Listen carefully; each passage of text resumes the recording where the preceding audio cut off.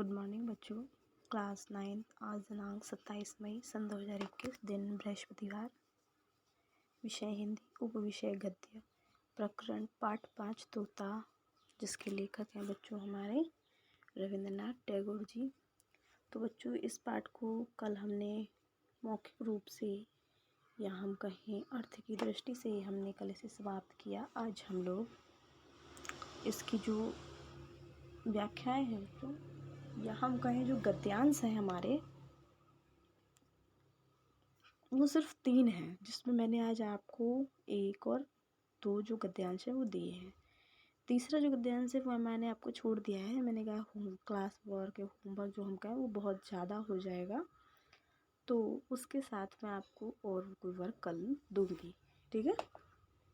चलिए तो हम आते हैं अपनी पहली व्याख्या पर। सबसे पहले आप लिखेंगे निम्नलिखित अवतरणों के आधार पर दिए गए प्रश्नों के उत्तर दीजिए। तो हमारा पहला जो गद्यांश है कि दामी पिंजरे की देख रेख में राजा के भांजे बहुत व्यस्त रहने लगे, इतने व्यस्त कि व्यस्तता की कोई सीमा ना रही। मरम्मत के काम में भी लगे ही रहते, फिर झाड़ू पोंछ और पालिश की धूम भी मची ही रहती। जो भी देखता यही कहता कि उन्नति हो रही है। इन कामों पर अनेक लोग लगाए गए और उन कामों की देख रेख करने पर भी और भी अनेक लोग लगे। सब महीने महीने मोटे मोटे वेतन ले लेकर संदूक भरने लगे। ठीक है बच्चों, तो इसमें जो हमें गद्यांश हमारा अंडरलाइन करना है वो सिर्फ दामी पिंजरे से लेकर उन्नति हो रही है तक इसको हमें अंडरलाइन करना है, यानी रेखांकित करना है। और इसके बाद हमारा जो पहला प्रश्न होगा, उपयुक्त गद्यांश के पाठ और लेखक का नाम लिखिए। तो पाठ का नाम बच्चों हमारे तोता है और लेखक का नाम है रविंद्रनाथ टैगोर।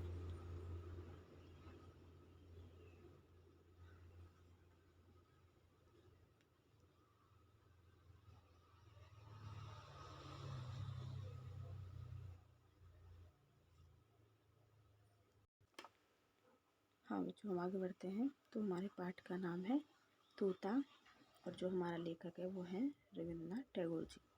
ठीक है, दूसरा प्रश्न हमारा बनता है रेखांकित अंश की व्याख्या। ये जो हमने ऊपर हमारा जो इतना भाग जो हमने रेखांकित किया है, इसकी हमें व्याख्या करनी है। तो हम आ जाते हैं यहाँ पे, देखिए ये कि दामी पिंजरे की देख रेख में। तो हम देखेंगे कि प्रस्तुत गद्यांश में लेखक रविंद्रनाथ टैगोर जी ने वर्तमान शिक्षा प्रणाली पर व्यंग कसते हुए कहा है कि वर्तमान शिक्षा प्रणाली बाल मनोवैज्ञानिक ना होकर के बालकों का सर्वांगीण विकास ना करने वाली होकर के समाज में एक दिखावा सा हो गया है। ठीक है बच्चों, उसमें क्या है, बच्चों की रुचि के हिसाब से पाठ नहीं पढ़ाया जाता, या उनके हम कहें विकास जो करना होता है, उनका जो सर्वांगीण विकास जो होता है उस हिसाब से शिक्षा अपने स्तर से नहीं चल रही है। बड़े बड़े स्कूलों में क्या होता है कि पैसा बहुत सारा खींचा जाता है, पढ़ाई का क्या पर्पज़ है, बच्चा कैसे पढ़ रहा है नहीं पढ़ रहा है, इससे उन्हें कोई मतलब नहीं होता है। उन्हें क्या होना चाहिए, उनका फ़ीस का जो टारगेट है वो 6 महीने पर या साल भर पर वो आ जाना चाहिए, और उसके साथ ही उनका कैंटीन का, उनका हॉस्टल का जो खर्चा होता है वो मिल जाना चाहिए। बच्चा क्या पढ़ रहा है, कैसे पढ़ रहा है, उन्हें इस चीज़ से कोई मतलब नहीं होता है। ये बड़े स्कूल जो होते हैं उन पर ये व्यंग कसा है रविंद्रनाथ टैगोर जी ने। तो यहाँ पर वो बता रहे हैं कि बालकों की जो आजकल की जो शिक्षा है वो बाल मनोवैज्ञानिक ना होकर के, उनका विकास ना करने वाली होकर के समाज में सिर्फ एक दिखावा है। ठीक है, जितनी बड़ी यूनिवर्सिटी या जितना बड़ा स्कूल उतना बड़ा उसका दिखावा होता है। वहाँ पढ़ाई से मतलब ज़्यादा नहीं होता है, बालक क्या सीख रहा है क्या नहीं सीख रहा है। और हमारे जो अभिभावक होते हैं वो भी बच्चों पैसा जैसे ही मांगा जाता है वो उन्हें पैसा देते हैं, क्योंकि उन्हें मालूम है बच्चे को फ़ीस नहीं भरी गई तो उनके साथ समस्या होगी, इसलिए वो लोग विद्यालय वाले जितनी जैसी फ़ीस मांगते हैं वो उनको देते हैं। वो बोलते हाँ हमने बच्चा अपना बहुत अच्छी यूनिवर्सिटी में डाल रखा है, बहुत अच्छे विद्यालय में डाल रखा है, बहुत अच्छा वो पढ़ रहा है। भले ही वो बच्चा क्या पढ़ रहा है इससे वो ध्यान ज़्यादा नहीं देते हैं। उसी चीज़ को लेकर के ये हमारा जो पाठ है वो लेखक ने बनाया हुआ है, तो हम इसी को थोड़ा समझेंगे। तो इस कहानी में यही समझाया गया है। तो आप देखेंगे इस कहानी में बालक की जगह तोते को रखा गया है, ठीक है। और तोते के माध्यम से ही ये समझाया भी गया है कि किस प्रकार से तोता जो है बहुत ही जो कि उछलता रहता है, कूदता रहता है, क्योंकि वो छोटे बालक के समान ही होता है और उसे राजा के अनुसार शिक्षित करने का आदेश दिया जाता है, क्योंकि वो बहुत ही उछलता है, कूदता है। उसमें छोटा बच्चा जो होता है वो इसी प्रकार का रहता है। मतलब बच्चे जो हम कहें वो अपने मन के करने वाले ही होते हैं। उनको अनुशासन शील बनाने के लिए हम उन्हें विद्यालय भेजते हैं और वहाँ पर उन्हें किस प्रकार से वो किया जाता है, मतलब पढ़ाया लिखाया समझाया जाता है, वो बात की बात है। तो जो कि बहुत तोता जो था हमारा बहुत उछलता कूदता था, उसे राजा के आदेश अनुसार शिक्षित करने का जो दायित्व था वो राजा के भांजे को ही मिला। भांजे ने तोते के रहने के लिए सोने का पिंजरा बनवाया। वो कहने लगे कि शिक्षित क्यों नहीं है, पढ़ा लिखा क्यों नहीं है, तोता समझ क्यों नहीं पा रहा है। तो उन्होंने कहा वो घास के उसमें रहता है और घास फूस के घोंसले में रहता है, इसलिए उसके पास वहाँ दिमाग इतना चलता नहीं है। इसके लिए अच्छा पिंजरा बनवाया जाए, सोने का पिंजरा बनवाया जाए, वहाँ ये अच्छी शिक्षा ग्रहण करेगा। तो भैया तोते के रहने के लिए बहुत सुंदर सा सोने का एक पिंजरा तैयार किया गया।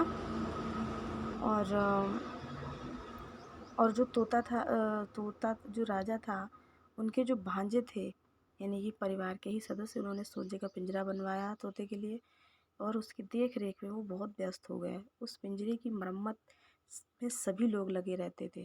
फिर उस पिंजरे की साफ सफाई भी समय समय बहुत तेज गति से होती रहती थी, अर्थात विद्यालय की साज सज्जा, रंगाई पुताई, सफाई, ये सब बहुत अच्छे से होता रहता था। लेकिन जितना साफ सुथरा और अच्छा विद्यालय बना था उस हिसाब से उसमें कोई शिक्षा नहीं दी जाती थी।